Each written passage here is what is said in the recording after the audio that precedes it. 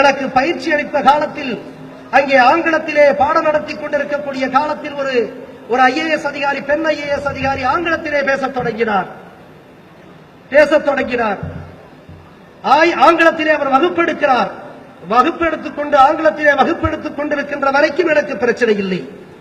திடீரென்று அவர் இந்திக்கு மாறுகிறார். திடீரென்று அவர் இந்திக்கு மாறியவுடன் நான் கேட்டேன், அங்கே 40-50 பேர் இருக்கிறார்கள். நான் கேட்டேன், எனக்கு இந்தி தெரியவில்லை, I do not know your Hindi அப்படி என்று சொன்னேன். I am not able to understand your Hindi என்று நான் சொன்னேன்.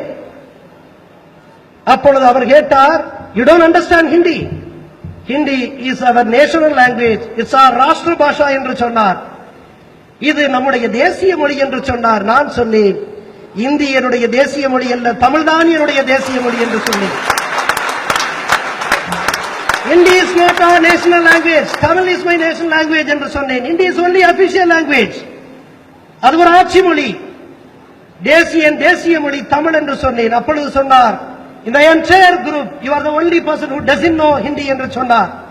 இந்த எல்லா இளைஞர்கள், எல்லா அலுவலர்களுக்கு மத்தியிலே நீ ஒருவன் தான் இந்தி தெரியாதவனாக இருக்கிறாய் என்று சொன்னார். நான் சொன்னேன், இந்திய துணைக்கண்டம் முழுவதும் இந்தி என்கின்ற அரக்கன் இங்கே திணிக்கப்பட்ட போது எதிர்த்த ஒரே இனம் என் தமிழினம் தான் என்று சொன்னேன்.